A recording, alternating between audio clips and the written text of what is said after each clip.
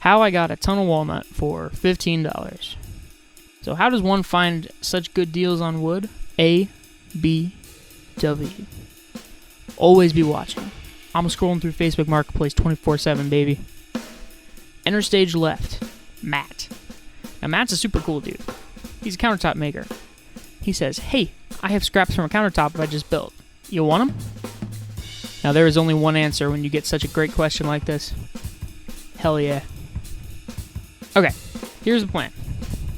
I got 12 walnut tiles from Matt the Countertop Man, and each is about 1 foot square, and they're about 1.5 inches thick.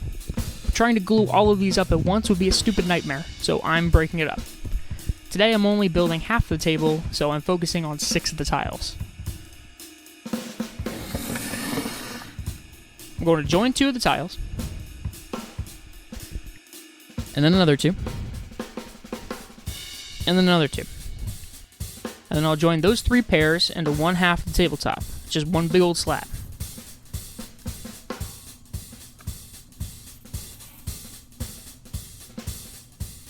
Alright, cool. Now we have 2 slabs of walnut, and we just glue those boys together, right?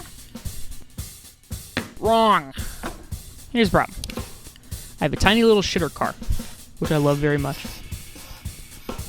So these will be 2 separate tabletops that can be joined to make one tabletop and then taken apart for transport. How am I going to join 2 things together temporarily? Screws, baby. Alright, cool. Cutting. Although Matt is amazing and I would love to give him a big hug, these tiles are not uniform in size. Easy enough.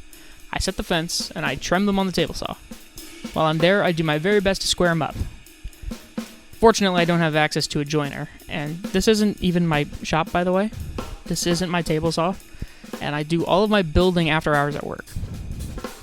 So I was getting some charring on the cutting edge, and I think I just need to realign the fence.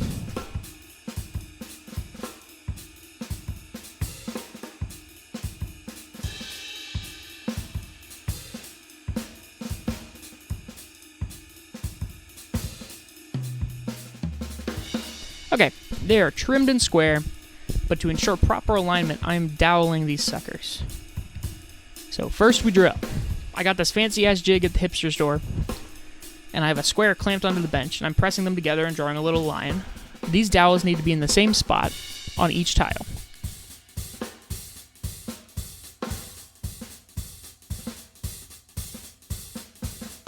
And then we dowel. The holes are mirrored on the other tile, and are the perfect size for these fluted little dowels. Just use your big boy strength to push them in. There are some traditional woodworkers who turn their elitist noses at the sight of dowels, and they are dumb. Dowels have been used in furniture since 3000 BC in motherfucking Egypt. Okay, not everyone has money for a domino joiner, you assholes. So, here's the dry fit.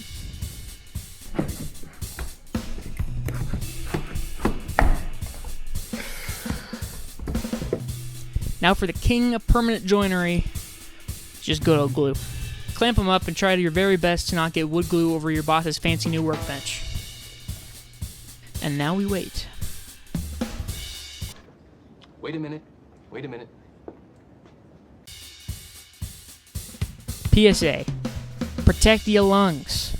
I'm wearing a 3M respirator, and we have some big-ass jet air filters in the shop, too. We need to protect our lungs because we are sanding forever.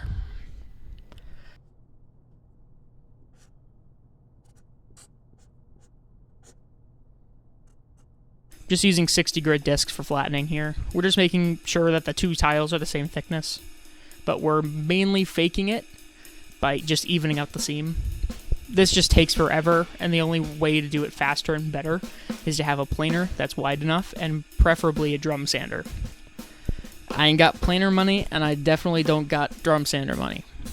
I have most tools I need to make anything I want, but precision and speed are the 2 things I sacrifice by not being independently wealthy. I'm just using my hand here to check if I can feel the change in height.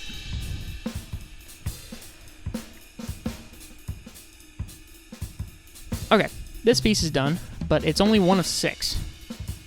So I drill and dowel and glue and sand. Eventually, I glue and clamp 3 of them together and just wait. I suppose I have no choice but to wait. And look at that, it's half as tall as me. Now, I'm not a trade carpenter or a fine woodworker or a furniture maker. I make theater sets. And I've developed a lot of skills in the short time that I've been working, but I still feel like I can't even call myself a carpenter. That guy is a carpenter, and that guy's a furniture maker, and that just isn't me. I struggled making this video because I think I'm in no position to teach anybody how to do shit. There's a whole lot of gatekeeping and elitism garbage in woodworking, but the fact is, I can teach people things, and I still have plenty of things to learn. I don't have to be some master craftsman who looks like a dwarf and can make anything with a chisel and a pull saw to call myself a carpenter. And the fact is that you can be a carpenter too. Anyone can work with wood.